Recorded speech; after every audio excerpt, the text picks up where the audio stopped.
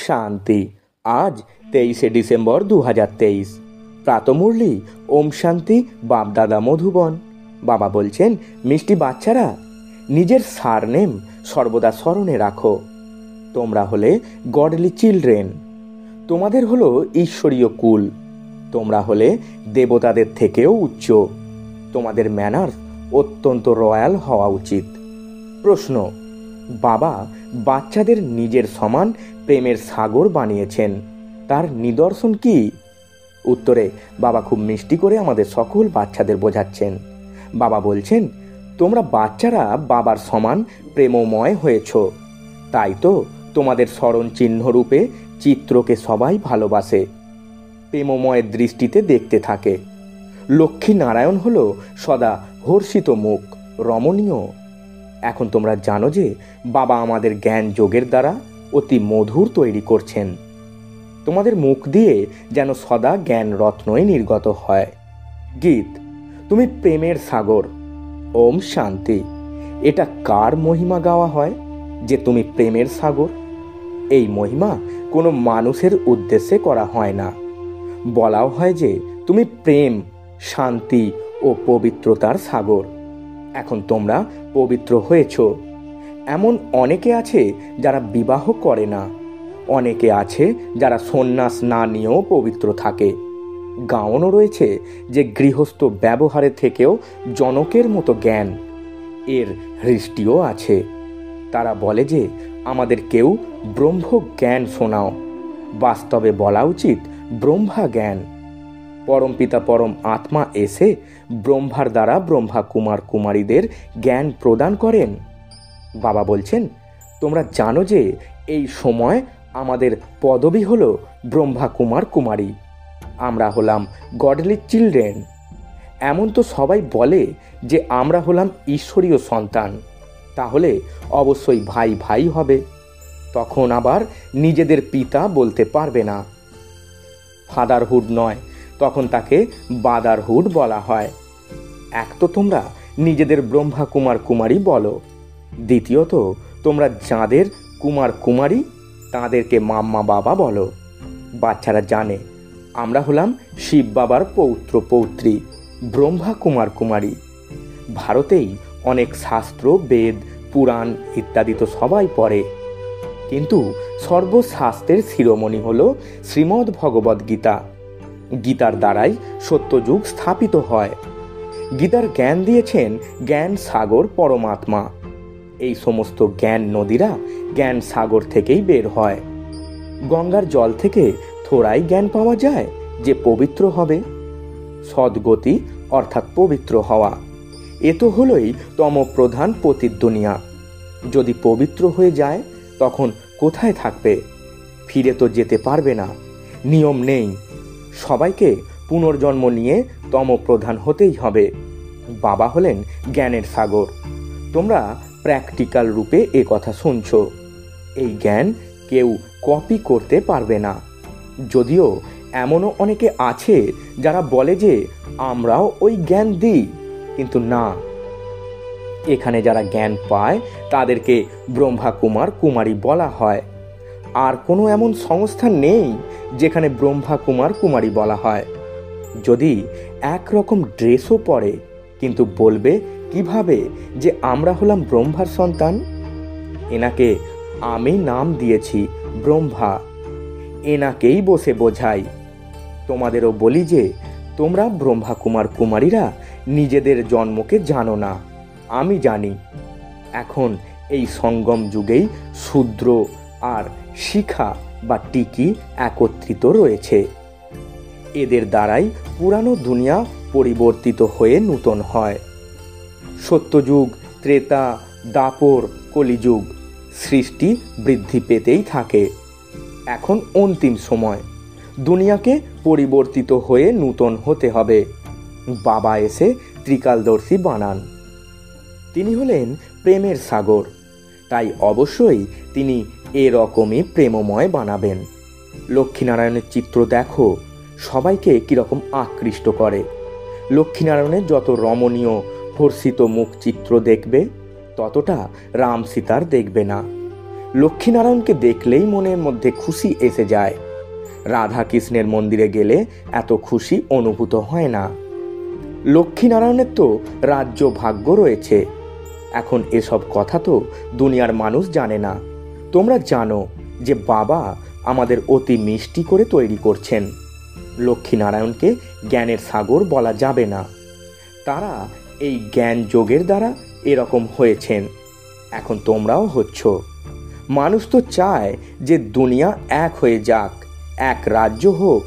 স্মরণও করায় যে কখনো তো এক রাজ্য অবশ্যই ছিল, কিন্তু এরকম নয় যে সকলে মিলে এক হয়ে যাবে। না, ওখানে তো অনেক কম সংখ্যক মানুষ ছিল। তোমরাই বোঝো যে আমরা হলাম ঈশ্বরীয় সন্তান।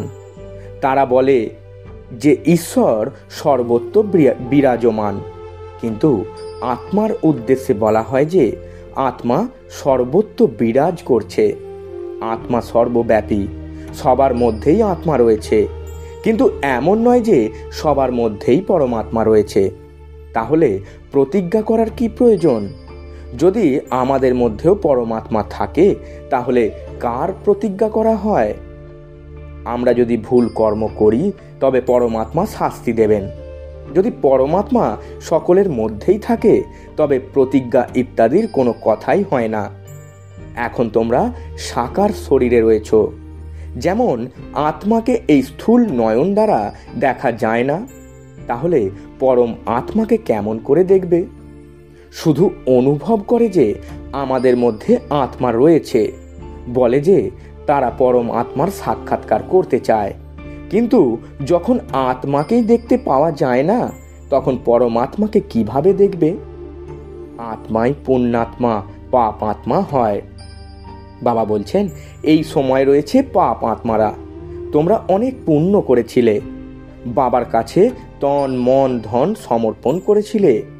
এখন আবার পাপ আত্মা থেকে পুণ্যাত্মা হতে যাচ্ছ। শিব বাবার কাছে তন মন ধন অর্পণ করে দাও। ইনিও মানে ব্রহ্মা বাবাও অর্পণ করেছেন, তাই না? শরীরকেও সত্যিকারের সেবায় অর্পণ করেছেন।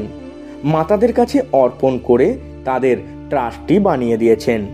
মাতাদের এগিয়ে নিয়ে যেতে হবে। মাতারাই এসে শরণ নিয়েছে, তাই তাদের যত্ন কিভাবে হবে? মাতাদের কাছে আত্মসমর্পণ করতে হবে। বাবা বলেন বন্দে মাতারাম। হাজির নাজিরের রহস্য বোঝান। আত্মারা ডাকতে থাকে, ও গডফাদার।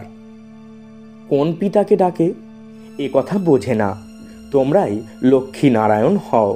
মানুষ কত ভালোবাসে। হার হোলিনেস এবং হিজ হোলিনেস ওনাদের উদ্দেশ্যেই বলা হয়ে থাকে।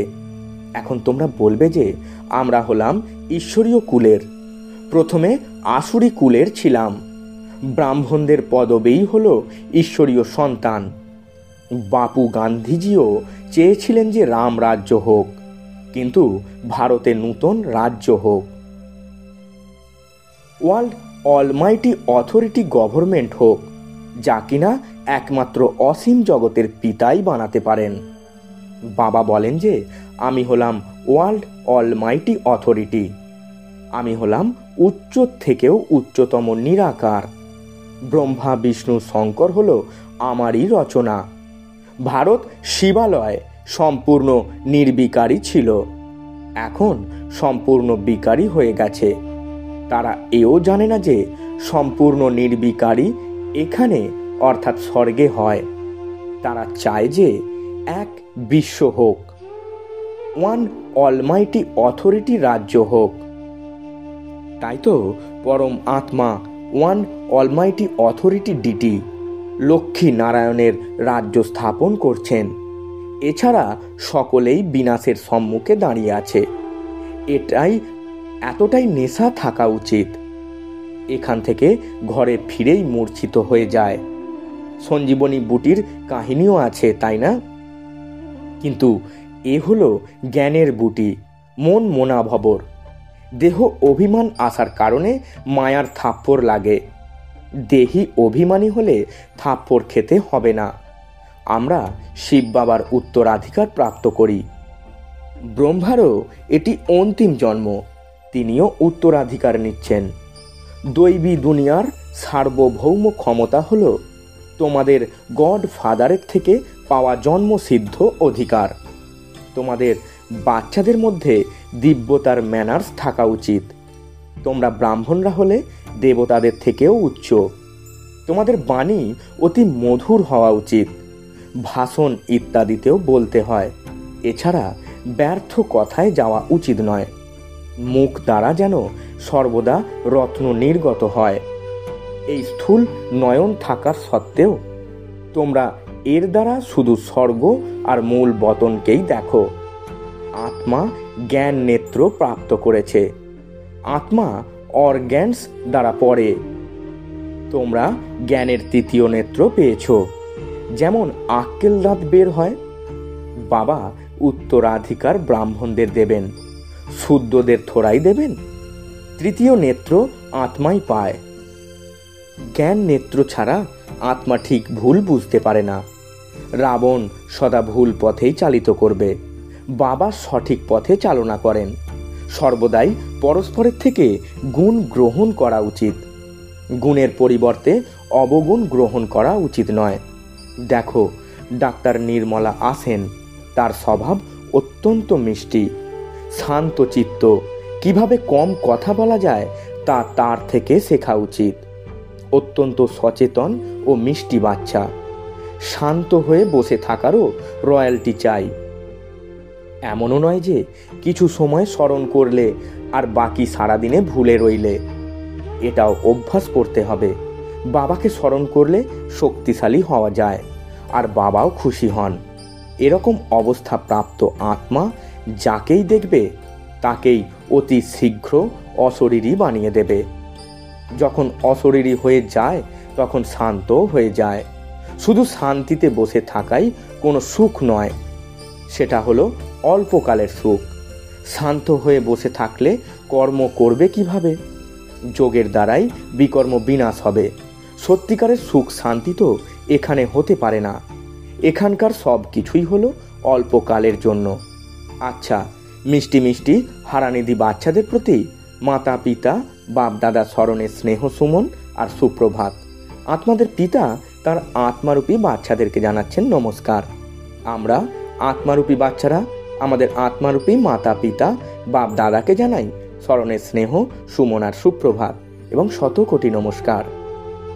রাত্রিকালীন ক্লাস 9/4/68। আজকাল অধিক মাত্রায় এই রকম কনফারেন্সই করা হয় যে বিশ্বে শান্তি কিভাবে স্থাপিত হবে। তাদেরকে বলা উচিত যে দেখো, এক ধর্ম, এক রাজ্য, অদ্বৈত ধর্ম ছিল। দ্বিতীয় কোনো ধর্মই ছিল না যে তালি বাজবে বা কলহ হবে। যখন রাম রাজ্য ছিল তখনই বিশ্বে শান্তি ছিল। তোমরাও চাও যে বিশ্বে শান্তি হোক। সেটা তো সত্য যুগে ছিল। পরে অনেক ধর্ম হয়ে যাওয়ায় অশান্তি শুরু হয়। কিন্তু যতক্ষণ না পর্যন্ত কেউ তা বোঝে ততক্ষণ মাথা খাটাতেই থাকে। তোমরা যত এগিয়ে যাবে সবাই তা সংবাদপত্রের মাধ্যমে পড়বে। তখন এই সন্ন্যাসী ইত্যাদিদেরও কান খুলবে। তোমাদের বাচ্চাদেরও এই নিশ্চয় রয়েছে যে আমাদেরই রাজধানী স্থাপন হচ্ছে। এই নেশা রয়েছে। মিউজিয়ামের জাঁকজমক দেখে অনেকে আসবে, ভিতরে প্রবেশ করে ওয়ান্ডার হয়ে যাবে। নূতন নূতন চিত্রের দ্বারা নূতন নূতন বর্ণনা শুনবে। এ কথা তো বাচ্চারা জানে। যোগ হলো মুক্তি, জীবন মুক্তির জন্য। সে তো কোনো মানুষই শেখাতে পারবে না। এ কথাও লিখতে হবে যে পরমপিতা পরম আত্মা ছাড়া আর কেউই মুক্তি, জীবন মুক্তির যোগ শেখাতে পারে না। সকলের সদ্গতি দাতা হলেন একজনই। এ কথা ক্লিয়ার করে লিখে দেওয়া উচিত যাতে মানুষ পড়ে। সন্ন্যাসীরা কি শেখায়? যোগ যোগ যে বলা হয়, বাস্তবে সেই যোগ তো কেউই শিখতে পারে না। মহিমা হলোই সেই এক বাবার। বিশ্ব শান্তি স্থাপনা করা বা মুক্তি, জীবন মুক্তি দেওয়া একমাত্র বাবারই কাজ। এমনভাবে বিচার সাগর মন্থন করে পয়েন্টস বোঝাতে হবে। এমনভাবে লিখতে হবে যে মানুষের যেন এ কথা যুক্তিযুক্ত মনে হয়। এই দুনিয়াকে তো বদলাতেই হবে। এ হলো মৃত্যুলোক। নতুন দুনিয়াকে বলা হয় অমরলোক। অমরলোকের মানুষ কিভাবে অমর থাকে এও আশ্চর্যের বিষয়, তাই না? ওখানে আয়ুও বেশি হয়, আর সময় এলে নিজের থেকেই শরীর ত্যাগ করে, ঠিক যেমন বস্ত্র পরিবর্তন করা হয়। এ সব কিছুই বোঝাবার মতো বিষয়। আচ্ছা, মিষ্টি মিষ্টি আত্মারূপী বাচ্চাদের প্রতি বাপ ও দাদার স্মরণের স্নেহ সুমন আর গুড নাইট এবং নমস্কার। আমরা আত্মারূপী বাচ্চারা আমাদের আত্মারূপী মাতা পিতা বাপ দাদাকে জানাই স্মরণের স্নেহ সুমন আর গুড নাইট এবং শত কোটি নমস্কার। ধারণার জন্যে মুখ্য সার। প্রথম পয়েন্ট, নিজের স্বভাব অতি মিষ্টি শান্ত চিত্ত বানাতে হবে। অনেক কম এবং রয়্যালটির সাথে কথা বলতে হবে। দ্বিতীয় পয়েন্ট, তন মন ধন দ্বারা ব্রহ্মা বাবার মতো ট্রাস্টি হয়ে থাকতে হবে। বরদান, জ্ঞান আর যোগের শক্তির দ্বারা প্রত্যেক পরিস্থিতিকে সেকেন্ডে পাসকারী মহাবীর ভব। ব্যাখ্যায় বাবা বলছেন, মহাবীর অর্থাৎ সদা লাইট আর মাইট হাউস। জ্ঞান হলো লাইট আর যোগ হলো মাইট। যারা এই দুই শক্তিতে সম্পন্ন থাকে তারাই প্রত্যেক পরিস্থিতিকে সেকেন্ডে পাস করতে পারে। যদি সময় অনুসারে পাস না হওয়ার সংস্কার পড়ে যায় তাহলে ফাইনালেও সেই সংস্কার ফুল পাস হতে দেবে না। যারা সময় অনুসারে ফুল পাস হয় তাদেরকেই বলা হয় পাস উইথ অনার। ধর্মরাজও তাকে সম্মান দেয়। স্লোগান, যোগ অগ্নির দ্বারা বিকারের বীজগুলিকে ভস্ম করে দাও, তাহলে বিপরীত পরিস্থিতিতে ধোঁকা খেতে হবে না। ওম শান্তি, নমস্কার।